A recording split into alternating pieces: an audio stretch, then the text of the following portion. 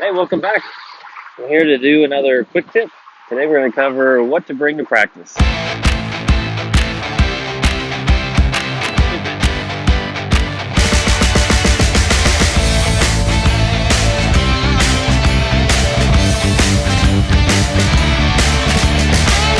often have kids come out to practice and they're completely unprepared.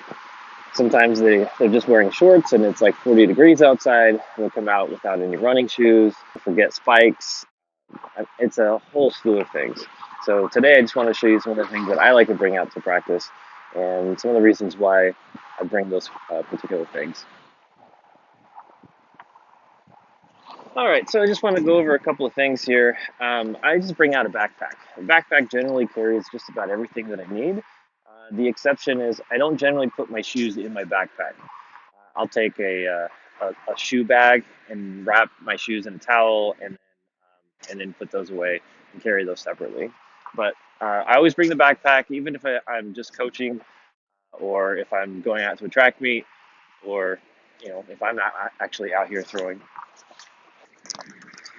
So there's a few things that I recommend bringing to practice.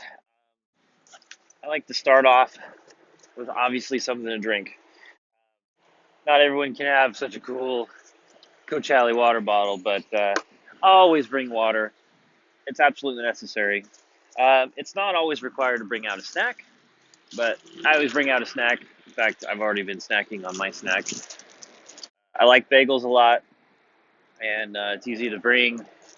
Doesn't take up tons of room.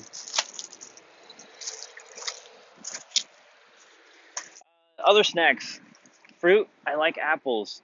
Apples kind of give you that quick energy, but it also helps to sustain. So it's one of my favorite things to bring up to practice. In fact, I like to bring these out for track meets as well.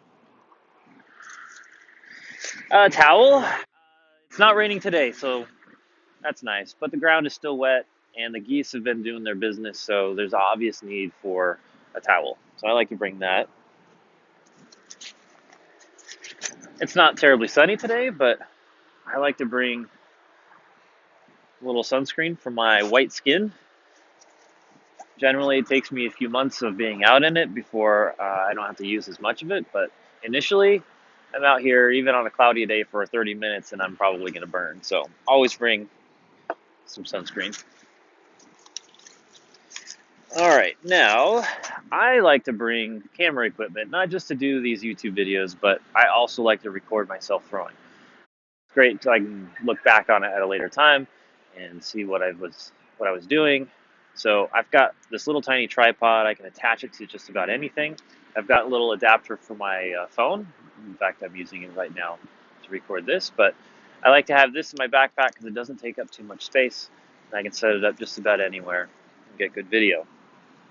All right, now you don't have to have as big of a first aid kit, but I recommend having some first aid kit.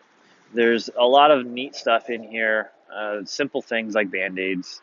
I've got some sanitizing, wipes. I've got, different things that a first aid kit would normally have. There's also like Advil and aspirin in here. So for those of you who are struggling with some, nagging injuries or some sore muscles, or you're just getting old like me, it's really handy. All right, some other stuff in here. Now, I don't, I don't think you have to bring this stuff out. I use it mostly for coaching, but I like to have these weighted balls. I've got 600 gram, a 400 gram. I've got something that's super light, like a tennis ball. If you're in a space where you can't really throw the jab, sometimes just finding a nice concrete wall you can throw weighted balls into. Out in the field, sometimes people get a little nervous having javelins flying around, so you can throw these things. Of course, it requires you to go and pick them up, and they'll roll a lot longer, but you just incorporate that into your workout.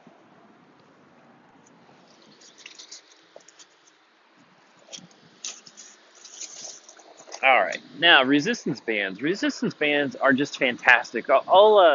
I'll include another video where I show you all these different exercises that you can do with resistance bands, but these are fantastic if you want to have something that gives you a little bit of resistance, gives you a chance to get your body warmed up.